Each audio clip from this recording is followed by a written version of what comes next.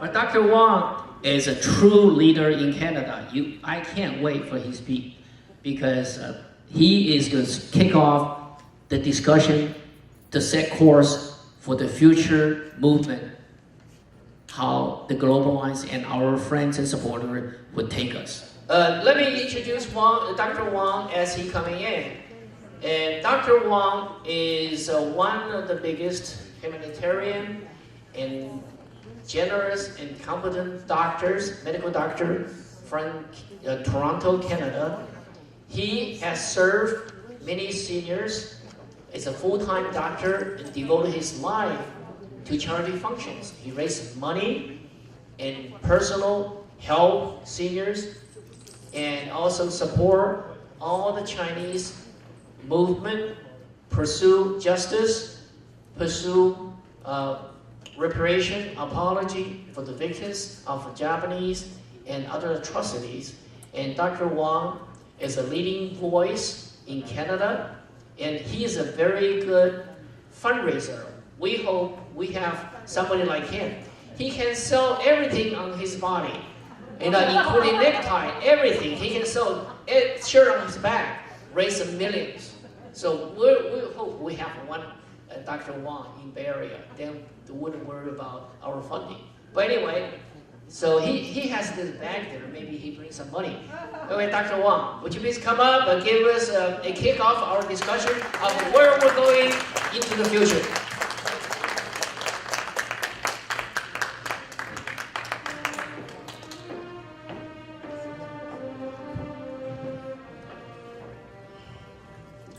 I kind of agree with Don Tao that Ignatius made up a lot of stories.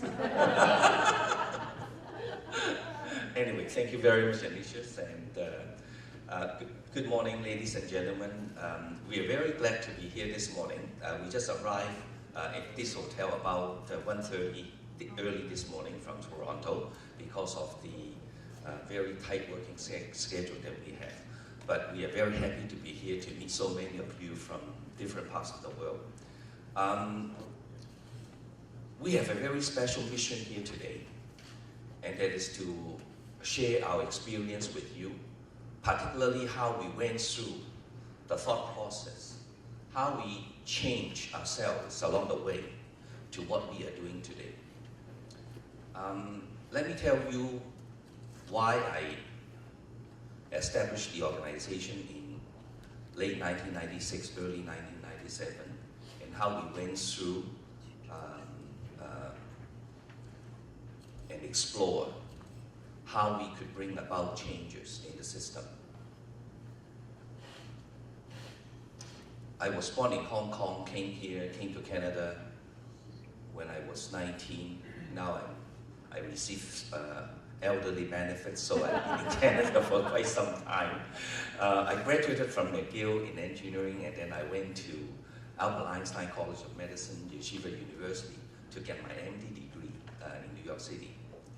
And during the time I was at Einstein, I was very touched by Jewish Holocaust education. I met with survivors, I listened to their testimonials, and I was greatly touched by the perspective of the whole Jewish community, how they mobilized their resources to make sure the world would not forget what had happened in Nazi Europe.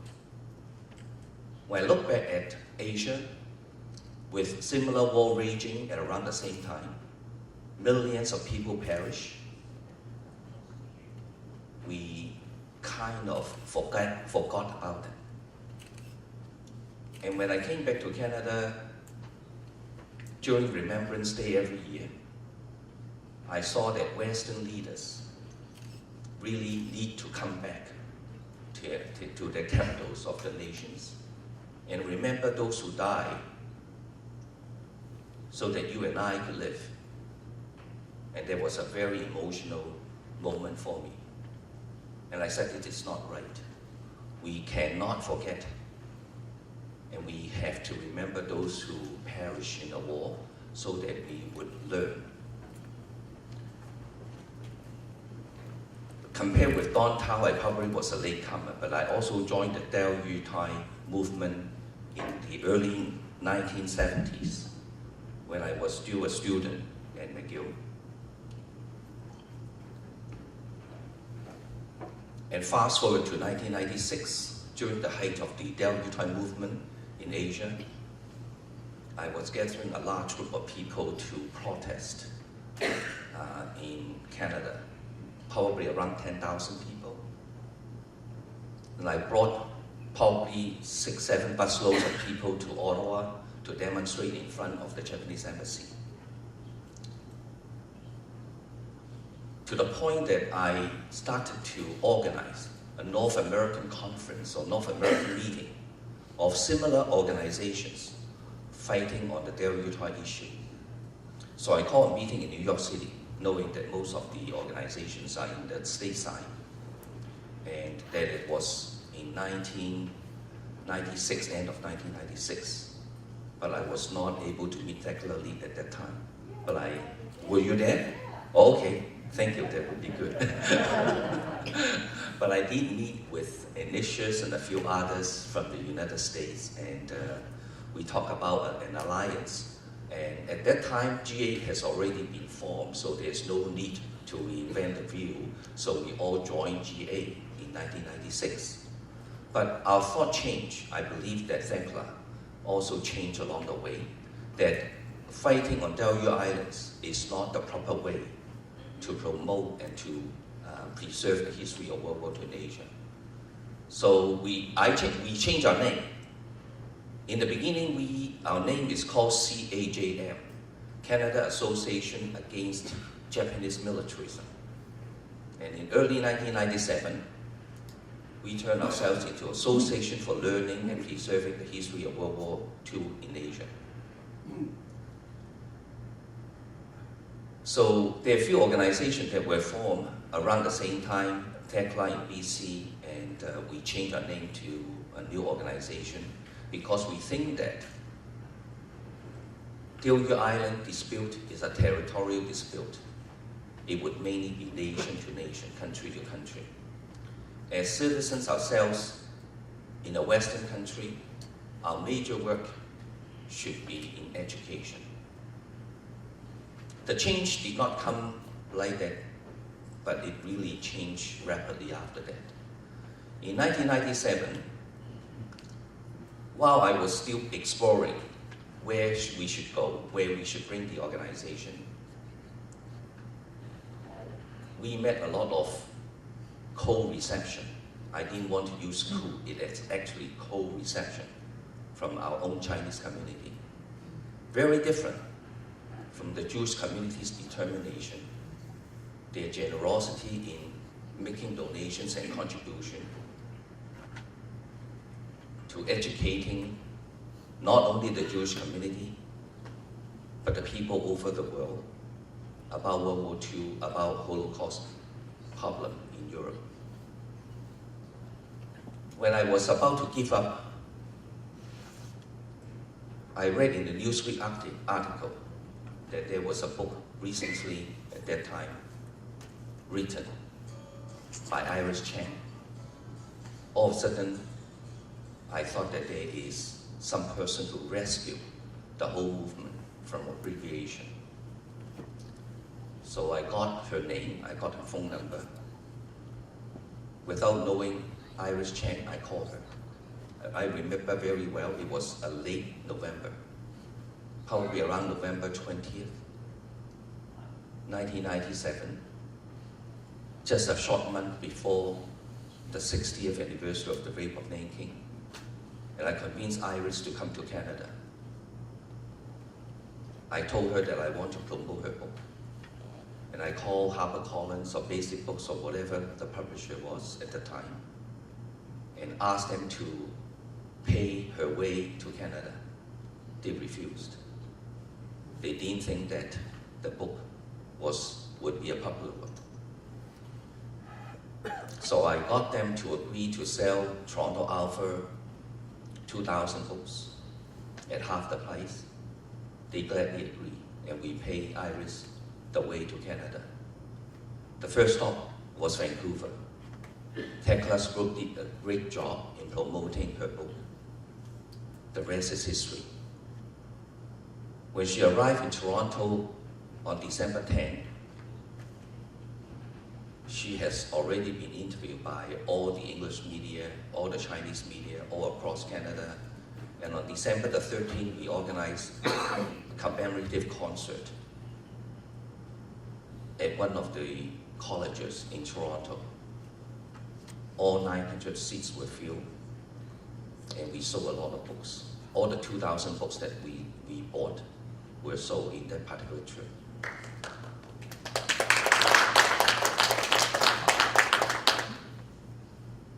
Iris was the first one to let me know that there's still hope, that World War II history would not be, World War II history in Asia would not be completely erased from the memory. I want to relate that part of the story to you because I want to tell you how we change our directions. Instead of asking for redress, apology, which is very important, there's no question about it. But in order to change the attitudes, the thinking of people in North America, in the States, and in Canada, we need to do basic education. There is no other way.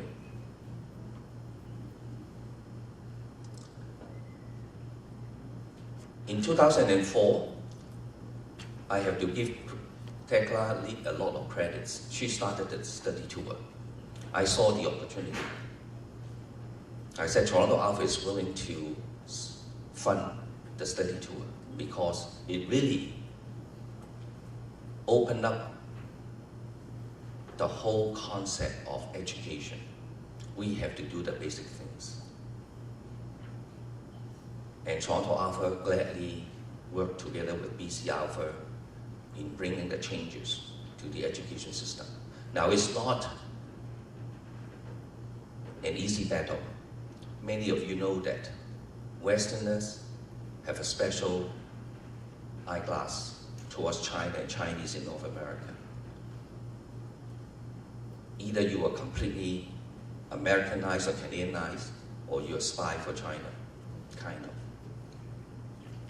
And I would like to tell you another incident about that story. So since 2004, we work on the education field. It is important to link to teachers, students, educators, and the school boards.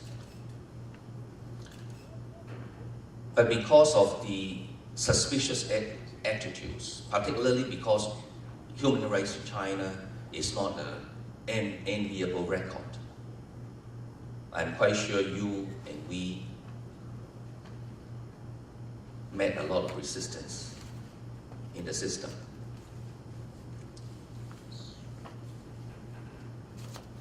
From the very outset, we already said we will not accept any money from the government of China.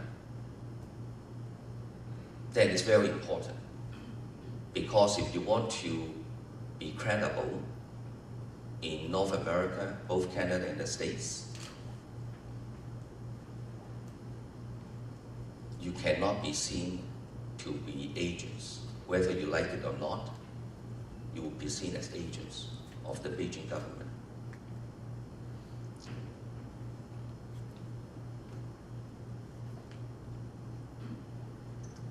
That was exactly what happened. Many of you know in 2007,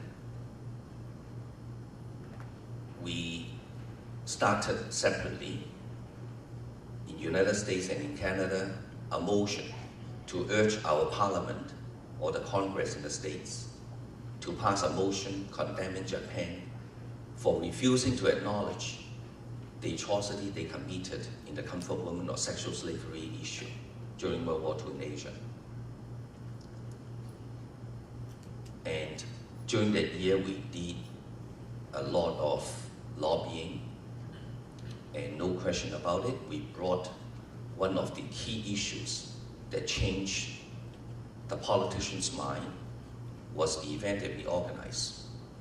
We invited 4 comfort women victims, one from each of the 4 countries, China, South Korea, the Philippines, as well as Netherlands, to come to Ottawa, to come to Toronto and Ottawa, to make special parliamentary hearings so that they would personally tell the parliamentarians, the members of the House of Commons, what they experienced. And that changed a lot of people's mind. And we did enough lobbying effort so that all parties would pass the motion. In Canada, it was a private member's motion. A private member's motion only could pass the House of Commons if everyone, the 308 members of the House of Commons, would vote for the motion. Even if there is an abstention, the motion would be defeated. That is why it's so important. And that is why it was so difficult.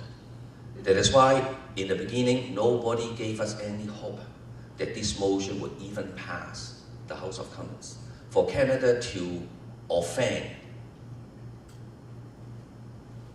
one of the largest trading partners, and for the Conservative government in Ottawa to join in the motion to condemn Japan, this was unthinkable before the motion was passed. And shortly after that, this book was written. It's called The Nest of Spies. It was written by none other than the equivalent of the bureau chief of the Asia Pacific Bureau, CSIS. CSIS is equivalent to CIA in the States. So nobody has more authority than him in telling what happened in Asia Pacific. In this particular book, he said that there was a group of Chinese Canadians claiming themselves to be upright Canadians with good standings. They actually were agents of Beijing. They were spies. It is in page 209, 210. They got their money from Beijing. Their printed literature was printed in Beijing. They went to Beijing every year to report to their masters. Within 2 weeks after the book was published, we sued every single one of them. And at the end of the day, not only that they apologize, not only that they have to tear the 2 pages from the book, they have to pay us a compensation in 6 figures.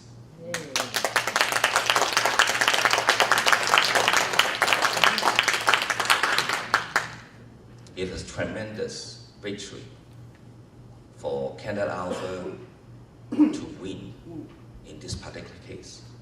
But the damage is already done, because even though the great majority of the books were taken back from the bookstores, there was still some. This is the original one. This contained the 2 pages of offensive comments. So whether we like it or not, we were perceived as agents of Beijing. So every single step that we make, that we move, is very critical. All our assets are our credibility and our standing in the society. If we want to promote anything in the education system, we have to build up our credibility in the process. So to cut a long story short, the state tour really helped us to open up the doors to talk to various educators and the school boards. And we have successfully worked together with schools, educators, and school boards, to such an extent that we signed an MOU, a Memorandum of Understanding, with the largest school board in Canada, the Toronto District School Board, on areas of cooperation and collaboration, very clearly spelling out where we are going to work in, and the end point, the measurement, the yardstick, measurements of yardsticks. In our 3-year agreement, we are going to work on training of teachers, working on inclusion of World War II in Asia history in various subjects, starting a new course on the issue, conferences, teacher training, and of course, study tour, conferences, and eventually building a museum and education center on this particular purpose.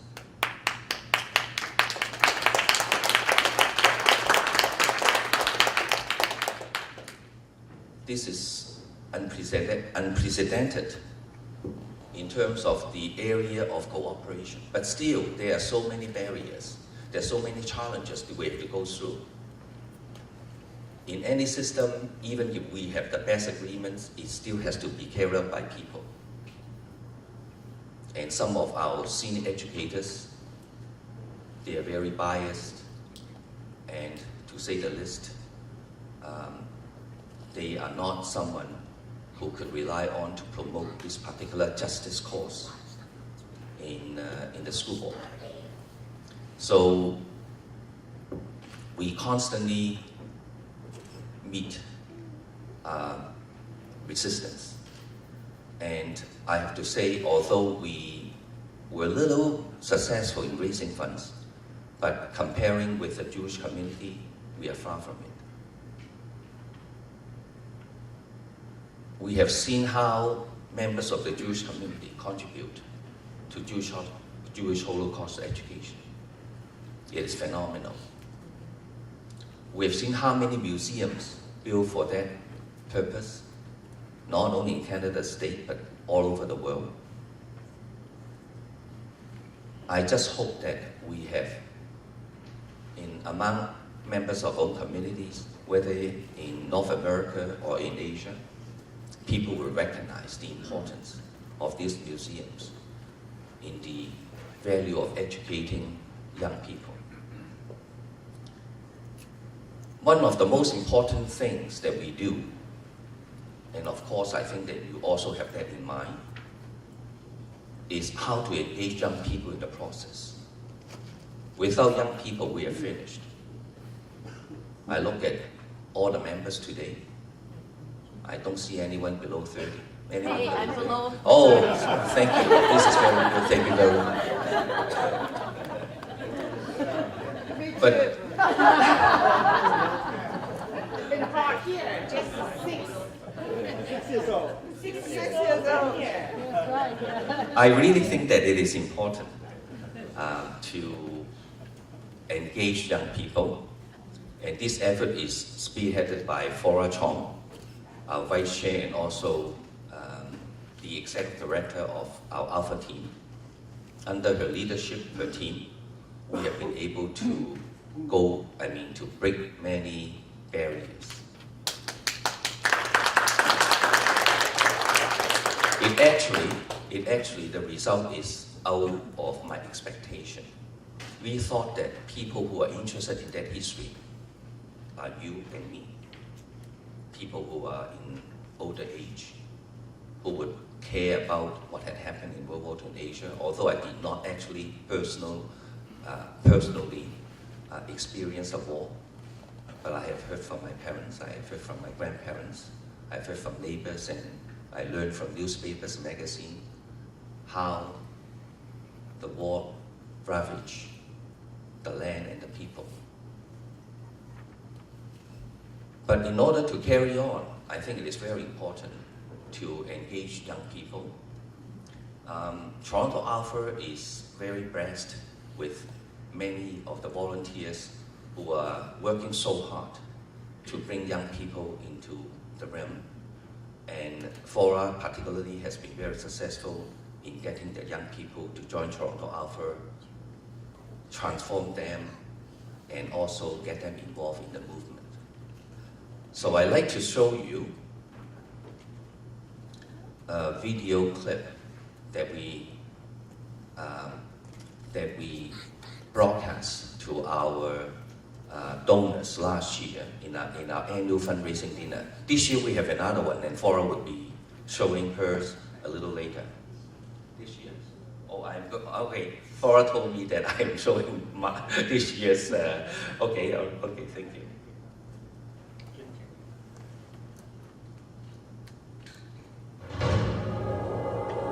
Stories are an integral part part of our human experience. Many of these stories come from pain, trepidation, and violence. And more often than not, in the comforts of North America, stories of war have come to be just stories. But it is not over. August 15, 2015 pays tribute to the 70th anniversary of the end of World War II. But tensions are still rising from the ashes of past hurt and confusion in Asia. So has the war really ended?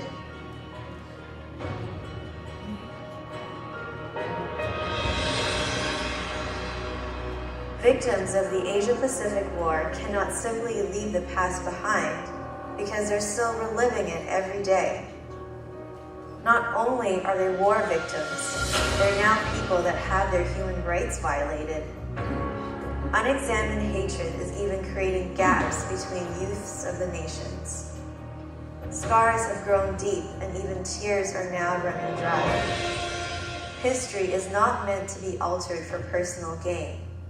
History is not a single story. Denial and burials will not bring about change.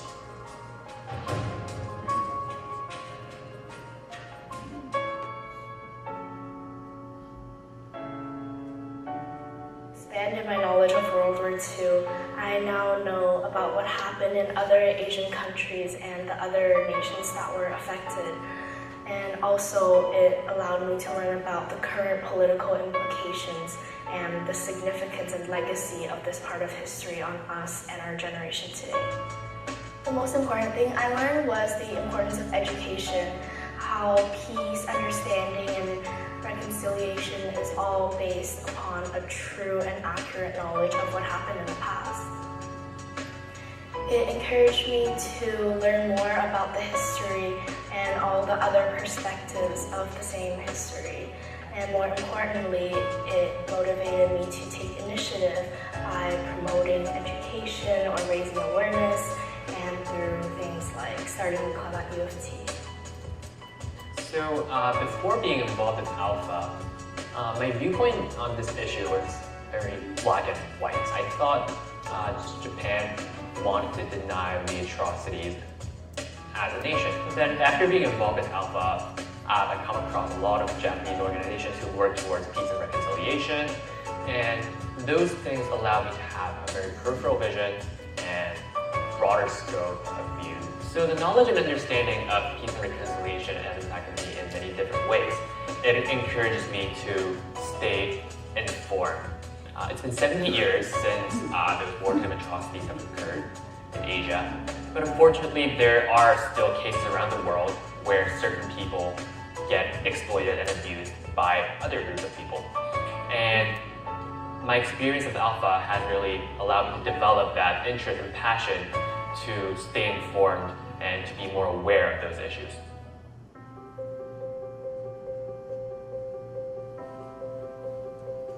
Alpha works hard to provide resources and materials in areas where teachers traditionally don't feel very comfortable. They often feel uncomfortable because they don't know the subject very well themselves. Alpha provides teachers with quality resources to do their job really well. Every teacher wants to do that.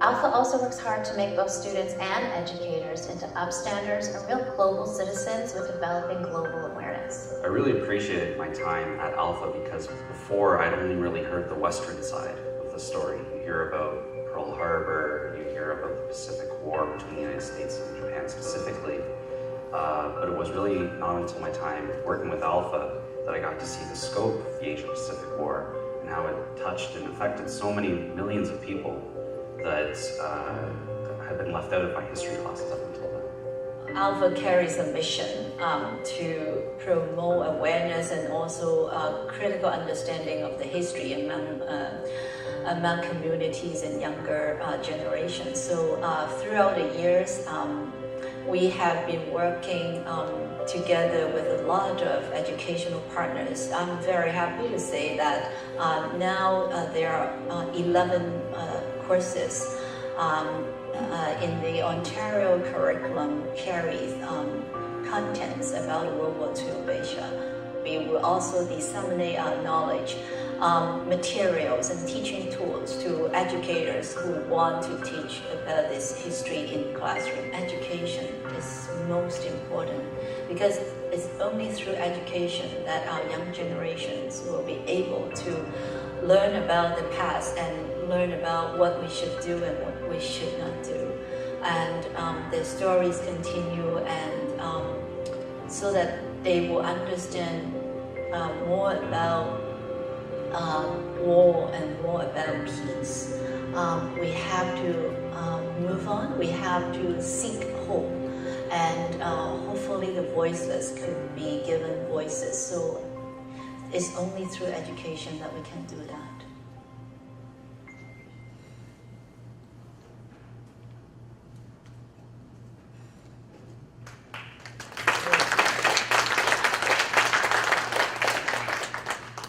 We also are quite aware about the lack of resources for teaching, since we know that teachers are generally very busy, and for subjects that they don't understand, that they haven't learned in their own university or schools, they probably would not be able to teach it, even if the Ministry of Education includes World War II in Asia in different parts of their curriculum. So for the last several years, Alpha has been working very hard in producing teaching materials. For example, in 2004, after Iris Cheng died, we wanted to, primarily we don't think the world has given enough recognition for the importance of her work. We wanted to do a documentary, a docudrama, to illustrate how she and her book changed the world. That is when we started to do a documentary on Iris Cheng's life. And in 2007, we finished the documentary at a cost of $1.5 million, thanks to a very generous donor from the United States, from Southern California, as a matter of fact. We turned the Iris Cheng docudrama into a teaching material. No question, we are using 7 languages as subtitles: English, French, German, traditional Chinese, simplified Chinese, Korean, and Japanese. Those who should see the video, we have languages there as subtitles. And also we have made a teaching resource guide based on the rape of Nanking, this particular video. And teachers and educators around the world could download it and teach this particular video. Different segments have been taken out to allow them to teach on different subjects. Yeah? So I'm very encouraged by what you said. Last year, a lot of high school teachers in the Bay Area are actually very welcoming to phone calls. And last year, in February, I actually made a phone call, and one of the history teachers said, "Yeah, why don't you come in and do a lecture?" So I did a lecture on rape of Nanking in high school, and in George Washington High School, and the teacher said that he actually has the copybook, the green one, in the teacher lounge, but because the photos are too atrocious, so a lot of the teachers actually didn't look at the book during their coffee break, which is very understandable. So it's actually really good that you have that kind of resources. So maybe we can replace those coffee books or add it to the coffee lounge resources. And I also really appreciate the material that you just had. It's very encouraging. I really like the design of it. And I think for us millennials, we really like designs. Oh, thanks. For us millennials, we really like designs.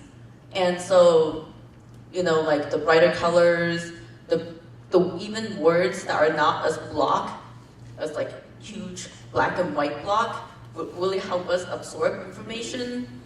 So I think you guys are doing a great job in terms of design. And may I ask who did the video? We have an all-Canadian team doing the video. Yeah, we fund the whole thing. And we also, Fora has organized a team to do all the translation. As a matter of fact, many of you would think that it would be very expensive to do the translation and very difficult. Indeed, it was. But we are getting a lot of volunteers, a lot of effort, blood and sweat into making the video. We even changed many of the professionals' translation because they were not good enough for us. So we changed the translation and we make it so much better. And also, I think Tekla is really good at spreading this awareness. So I talked to her a few months ago, I don't really remember which month, and we were doing a play about the rape of Nanking, and she said, well, why not actually bring it to schools? So we're actually in the middle of talking to high schools and actually bringing that into drama classes so that it can be used to, through drama, it can be used to teach history. Yeah. I just want to respond to, I'm not sure if any, you're aware of there's a play called Red Snow, written by Chinese Canadian, and it was premiered in 2012, I believe, and it was exceptionally well done play, very artistic. It is based on a love story, and it's talking about love, not hatred. With the background of the Nanking massacre. So if you are interested, we can give you the script of the play, and you can work directly with the playwright, the producer. And Toronto Alpha right now is writing a lesson plan on this particular play. And also one lesson plan has been done on Iris Chang's book, not the DVD. We had a study guide for the DVD, but recently we have finished a lesson plan on Iris Chang's book. It's based on Ontario curriculum, but definitely any one of you would be interested, you can use it. We have right now asked school board to give us feedback about the lesson plan on Iris Chang's book, and very positive feedback, and we are going to revise it a little bit so that it fits into contemporary pedagogy. So we will be, this lesson plan will be available for everyone. We will upload it on our website. So we will continue to work on this kind of teaching resources in the next few years. Thank you, Cora. This is not the only thing that we are doing. There are a wide range of books that we are encouraging people to write, publishing it, and one of the books that probably a lot of our associations have bought was encouraged by Toronto Alpha. We published it in March of this year. And in many of the subjects we do encourage and also participated in writing the lessons plan. So in order to penetrate to the schools, in order to penetrate into the young people's minds, we need to speak their language. That is the importance. And as Don Tao said, you don't necessarily need to limit the teaching in history. It is social studies, it is art, it is drama, it is film, it is everything. It's English, even English courses and music courses. You could let people know about the facts and the history of the World War II in Asia. And recently, I mean, we subsidize and encourage the writing of Red Snow. And recently, we also kickstart a video, a film in Comfort Woman called Within Every Woman.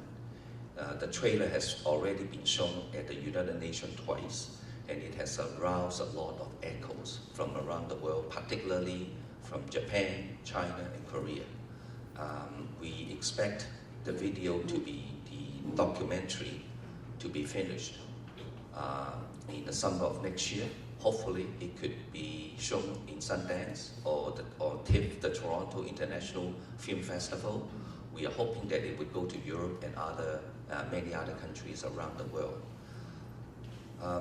So this is a full feature-length documentary. But in our agreement with the director as well as the film company, there would be an educational version. This educational version would be around 30 minutes long, particularly geared to be taught in high schools, together with teaching guide and various other teaching resources that could be used.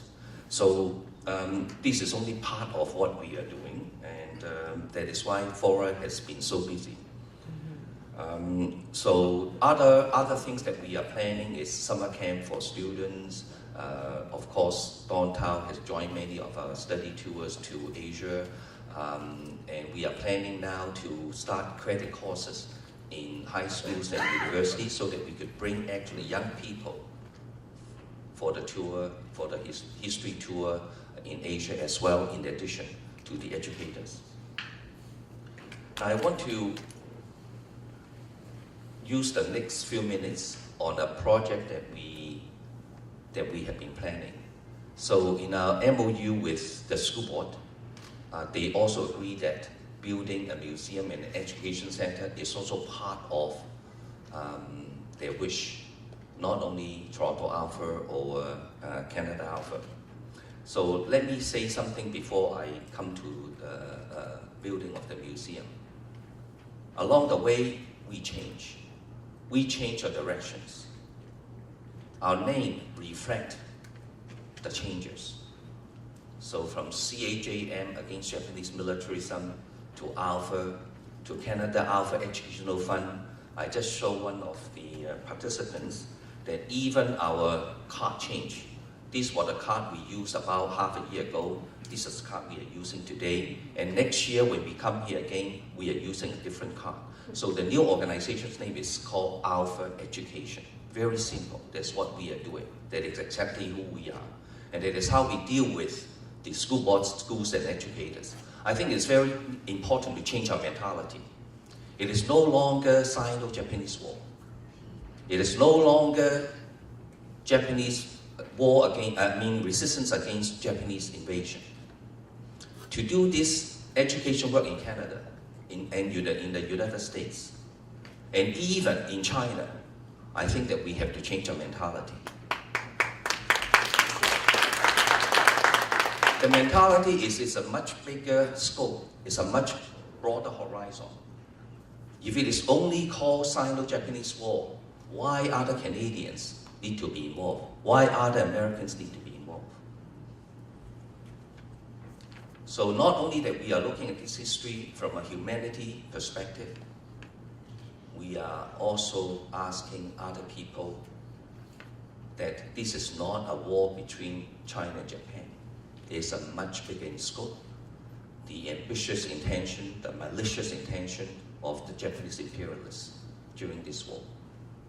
So we don't apologize in bringing Japan to court to make sure that they apologize and redress. But what is most important, we want our students, our young people of this generation and the many generations to come to understand what happened in World War II in Asia. So one of the most important things that we are doing now, we're planning now, is to build a museum. A purpose-built, not only using a thread or two to show some of the exhibits, but a specially built museum to make sure that all the students who go through this museum understand the implications, the importance, and the lessons that we should learn from World War II in Asia. So we asked an architect friend of ours to start thinking about it, and he came up with this model. Now, we are not married to this model. Of course, it has to depend on the land and many other factors. So this model primarily shows the right side. You see, it is the image of Nanking City, the old city, the walled city of Nanjing. You have many different gates and many different doors. And on this side, on the left side, is the Yangtze River. So we are using this to illustrate what World War II atrocities to symbolize the World War II atrocities. So inside this museum, there would be auditorium, classrooms, meeting rooms, multi-purpose halls, cafeteria, library, and other, say, gift shop or souvenir shop. Of course, there would be a heavy component on the education center. That is why we are building, in this model, a 600-seat auditorium so that we could house and we could accommodate large number of students. Imagine if we have 10,000 students, not a big figure, but if we have 10,000 students that go through this museum, learn World War II in Asia every year. In 10 years, we have 100,000. And the potential is unlimited. We signed a memorandum of understanding with the largest school board in Canada, the Toronto District School Board. And in 2 months' time, we are going to sign another MOU with the largest publicly funded Catholic school board in the world, the Toronto District Catholic School Board. And we are working very closely with the Dufferin Peel Regional School Board and also the York Region School Board. So those are probably around 4 to 5 million people. So the students that would go through this museum would be a big number in addition to the public. So with the addition of the museum at the education center, I think the preservation would be a lot more secure, the educational component would be a lot stronger, but we need to have a comprehensive plan on this particular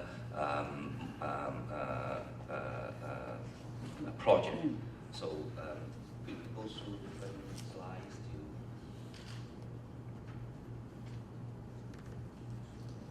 design.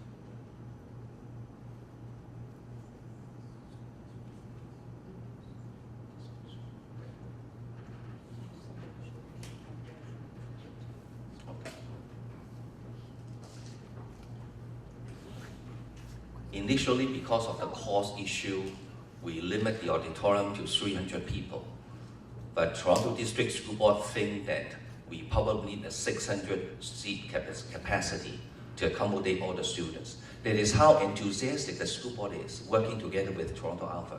And it is the years of work we put in to making sure that we have good credibility, that they are not suspecting that we have any other ulterior motive in working together with them in cooperation to bring this knowledge and history to the classrooms in Ontario and hopefully in Canada as well, in the States as well.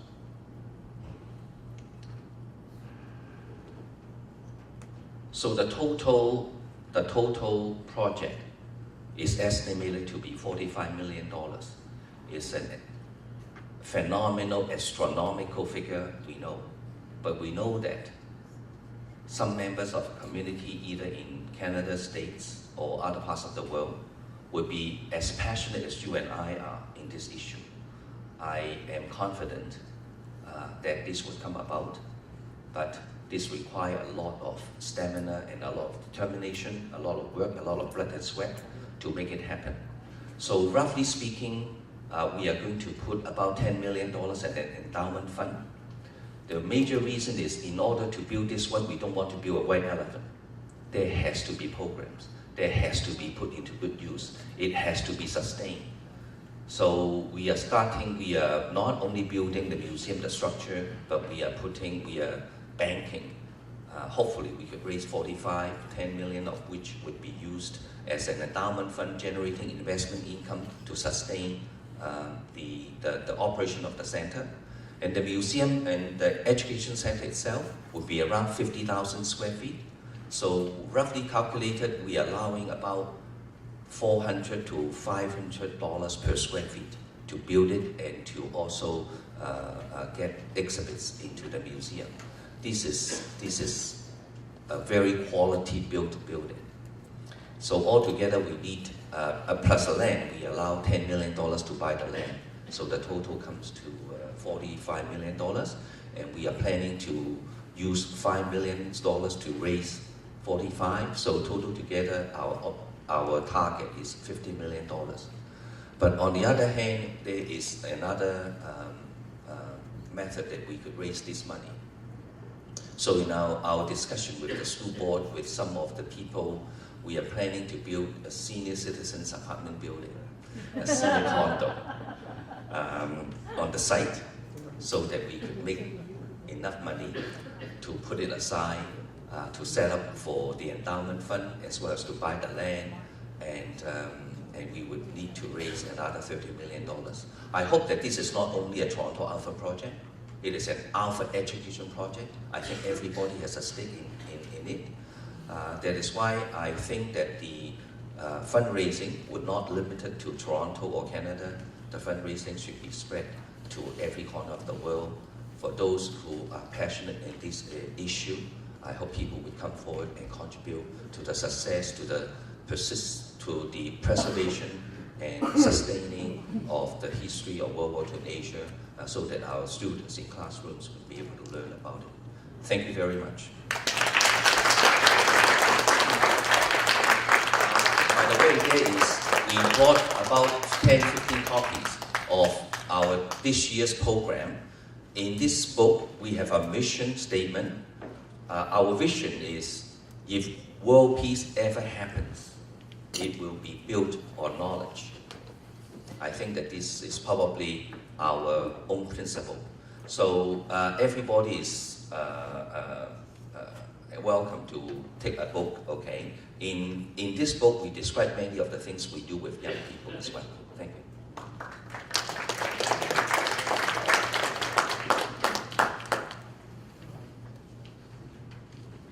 Wang 医生是非常谦虚啊，非常低调。他是不是第一次做这么大的一个规模的计划？他是这个在多伦多有4个老人中心，数以千计万计的老人都受到他的福利，所以他是有这个信心，也有这个能力。Dr. Wong is very humble and very polite. I'm not a good promoter, so I wasn't exaggerating. I always said, he's the one I want to grow up like. And he is my role model. And he flew and stayed in Asia, raising funds, spread the word, and came back, not for long, in Toronto, and flew over here, and arriving past midnight last night. They flew back tomorrow and go to Asia again. So he put a lot of mileage. So it's not just his good work. He's good at it, but it's by his deed. That's the model and the example we want to follow. And also, it's important, everybody recognize and notice in the film, he is not only educated young people, he put them to work. The young involvement is exactly what we need to do in every chapter of the economic lines. That's the reason we bring everybody here to show this can be done, and this is the right way to do it. And put the young people to work, and they appreciate and the value and learn something from it. And the second thing is getting on with the politics. You don't convince the board, you make the board. Just 2 weeks ago, November 4th, we remake some of the city councils. That's a starting point. Exactly in the Bay Area. Now we're remake the city councils, so we will have a monument, we'll have a statue, and also we will support the educational project by change the school board and change the city council and change the state assembly, and eventually we'll go U.S. Congress. We will follow the step of our Canadian friends and supporters, and we'll, like I said, that's how we want to grow up to be. And they're leading this the cause, and we really appreciate they fly all the way here and just spend 36 hours with us. That's a tremendous gift to all of us.